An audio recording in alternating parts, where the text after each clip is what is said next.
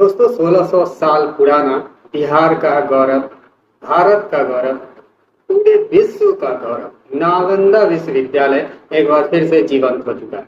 कहीं ना कहीं यह जो क्षण है पूरे विश्व के लिए गौरव का क्षण है, फक्र करने वाला क्षण है। ऐसा मैं इसलिए कह रहा हूँ क्योंकि यह 1600 वर्ष पुराना वही नालंदा विश्वविद्यालय है जहाँ प्राचीन काल में भी देश विदेश के सैकड़ों छात्र रहकर अध्ययन करते थे और बिहार की इस पावन धरती से शिक्षा का जोत पूरे विश्व में चलता था।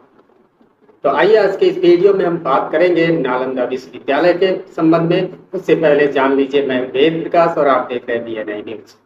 तो दर्शकों चलिए आज के वीडियो की ओर रुख करते हैं। तो नालंदा विश्वविद्यालय का उद्घाटन हमारे माननीय प्रधानमंत्री नरेंद्र मोदी जी के द्वारा 19 जून को कर दिया गया है और नया नालंदा विश्वविद्यालय का जो परिसर है वह 455 एकड़ में फैला है। और मैं आपको बता दूं कि यह विश्व का सबसे बड़ा नेट जीरो ग्रीन कैंपस है।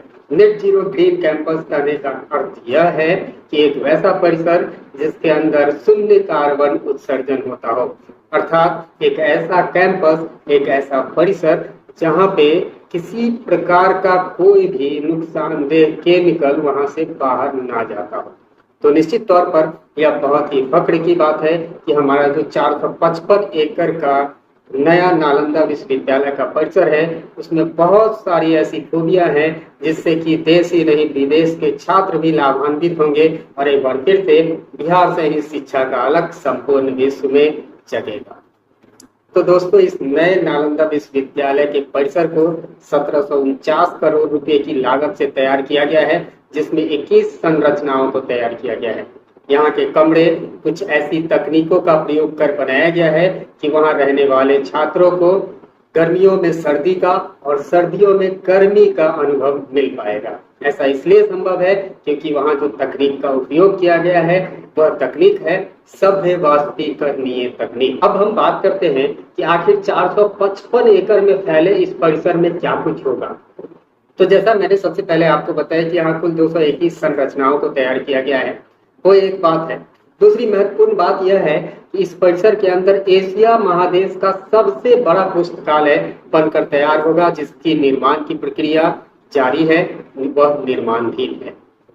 आपको मैं बता दूं कि 455 एकड़ में से कुल 100 एकड़ में यहाँ तालाबों का निर्माण किया गया है, वहीं 150 एकड़ में पेड़ पौधों को लगाया गया है।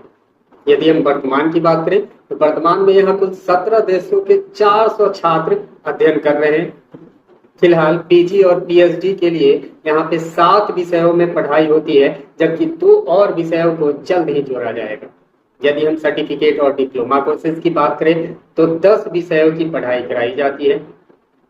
यहाँ छात्रों के अध्ययन करने की क्षमता की यदि हम बात करें तो यहाँ 40 कक्षाओं वाला 2 ब्लॉक तैयार किया गया है, जिसमें कुल 1900 छात्र अध्ययन कर सकेंगे। इतना ही नहीं, यहाँ 550 छात्रों की क्षमता वाला एक छात्रावास को भी तैयार किया गया है। इसके अतिरिक्त 2000 लोगों का क्षमता वाला अखाड़ा, खेल का मैदान सहित कई अन्य सुविधाएं मुहैया कराई गई है। मैं आपको बता दूं कि यहाँ छात्रों के अगले 50 वर्षों की जरूरतों को ध्यान में रखकर संसाधनों को पूरा किया जा रहा है, संसाधनों को तैयार किया जा रहा है। अब आइए थोड़ा सा नालंदा विश्वविद्यालय के इतिहास को भी जान लेते हैं। तो दोस्तों जैसा कि आप सभी को पता है, नहीं पता है तो आपको पता होना चाहिए कि नालंदा विश्वविद्यालय की जो नींव है, जो शुरुआत है, वो गुप्त साम्राज्य के काल में हुआ था और सम्राट कुमार गुप्त के द्वारा 427 ईस्वी में इसकी स्थापना की गई थी। लंबे समय तक प्राचीन काल में भी देश ही नहीं विदेश के छात्र भी यहाँ आकर अध्ययन करते रहे, उससे लाभान्वित होते रहे। बिहार की इस पावन भूमि से शिक्षा का जोत पूरे विश्व में जलता रहा। लेकिन एक दिन 1199 ईस्वी में बख्तियार खिलजी ने इस शिक्षा के केंद्र को आग के हवाले कर दिया, जला दिया। और उस समय भी यह कैंपस इतना बड़ा और भव्य था, इसकी पुस्तकालय में इतनी अधिक पुस्तकें थी कि बताया जाता है कि बख्तियार खिलजी के हमले के अगले 3 महीने तक, यानी आग लगाए जाने के अगले 3 महीने तक यह विश्वविद्यालय जलती रही और यहाँ का आग जो है वो जलता हुआ दिखता रहा। समय अंतराल में नालंदा विश्वविद्यालय का यह खंडहर पर्यटकों के लिए एक दर्शनीय स्थल हो गया। कुछ समय बाद यूनेस्को ने इसे वैश्विक धरोहर के रूप में घोषित कर दिया। आपको मैं बता दूं कि नालंदा विश्वविद्यालय के पुनर्जीवित होने का श्रेय हमारे पूर्व राष्ट्रपति डॉक्टर एपीजे अब्दुल कलाम जी को जाता है, क्योंकि वर्ष 2006 में उस समय के वे तत्कालीन राष्ट्रपति थे और उनके द्वारा बिहार विधानमंडल में यह विचार रखा गया कि क्यों न नालंदा विश्वविद्यालय को पुनर्जीवित किया जाए, क्योंकि यह एक ऐसा केंद्र है जहां से पूर्व में भी पूरे विश्व को शिक्षा प्राप्त हुई है और भविष्य में भी इससे पूरे विश्व को लाभ मिल सकता है। वर्ष 2014 में 1 सितंबर से यहाँ शिक्षा की फिर से शुरुआत कर दी गई और उस वक्त मात्र 15 छात्रों और 11 शिक्षकों के द्वारा शिक्षा की शुरुआत की गई।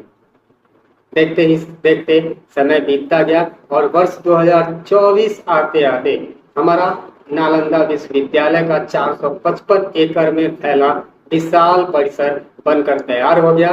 तो दोस्तों, आपको हमारा यह वीडियो कैसा लगा आप हमें कमेंट करके जरूर बताइए। मिलते हैं अगले वीडियो में, तब तक के लिए नमस्कार, जय हिंद।